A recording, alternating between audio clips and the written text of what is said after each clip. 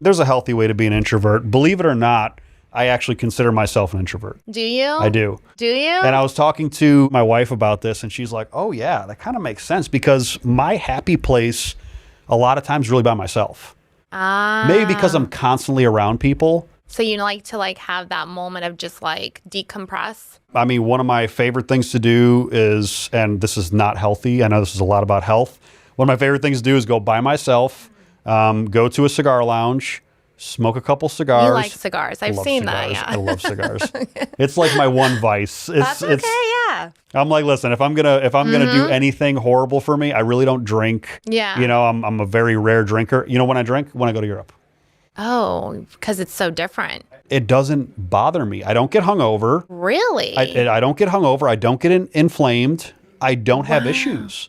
Isn't that something? You know, we're here. Everybody's like, oh, you're drinking. You're an alcoholic. You're this and that. I'm like, 5 o'clock. Let's get wasted. I hate that. I hate that. I'm so over that. Yeah. I got over that in like college. Yeah. You know what I mean? So when you don't feel like there has to be a time frame on when you drink or when you enjoy yourself? Like if you want to have a cigar at 10 o'clock in the morning, do you have to justify that? I love morning cigars. Okay. That's one of my favorite things about being who I am now. I never justify anything.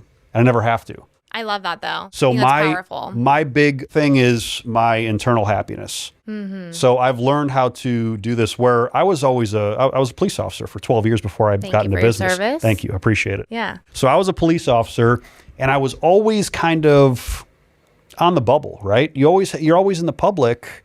So you're in the public and you have to behave certain ways. You have to look a certain way. You have to act certain ways. And even when you're off duty, you're still kind of a cop. Yeah. I'm still wearing a gun. I still have a badge in my pocket. You know what I mean? You're like a machismo. But it's almost like a way of living. For sure. You know, so it's a way of living and it's a way of being, and people get engulfed by it. And I did for a couple of years in my police career too. So it was funny. The first time that I actually felt comfortable in my own skin was about 4 days after I left law enforcement. Wow. Yeah. 4 days. I was on a cruise. I was a fitness model, competitive bodybuilder, did a little bit of acting, things like that when I was a cop. So that was like my little side stuff.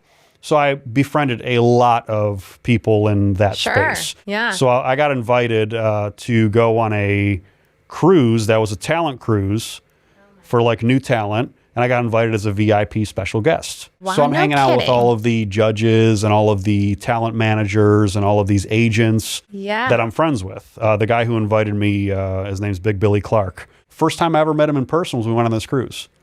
And it was like I walked into a friend that I've known for years. I love that.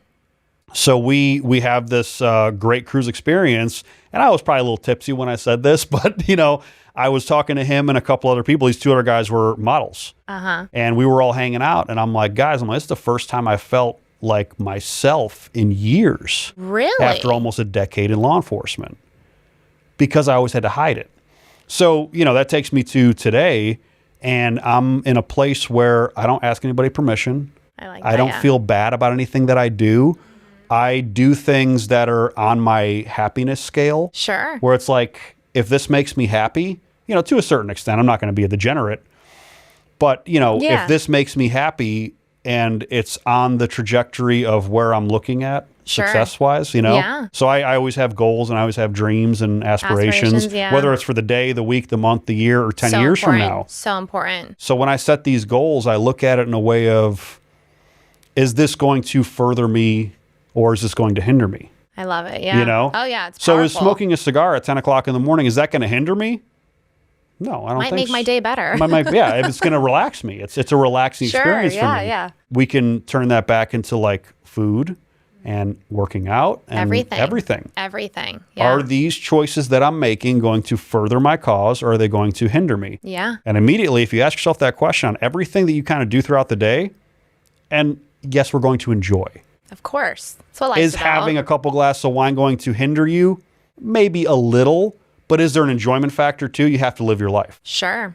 You know, so I've come to a place in the last couple of years where, you know, permission or feeling bad about something, it doesn't exist. Yeah. You know? Yeah, I've been working on that too. It's hard for a lot of people. It is hard. It is hard. Everything's so external. Yeah. You know, so you look for approval, whether it's on social media, whether it's in real life, whether it's with friends or colleagues. Yeah, absolutely. And when you look at it from an internal perspective, your whole world can change.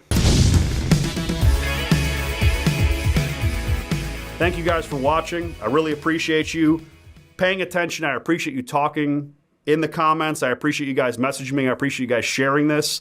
If you guys want to watch more of this content, take a click right here. You can get more videos. Have a good day.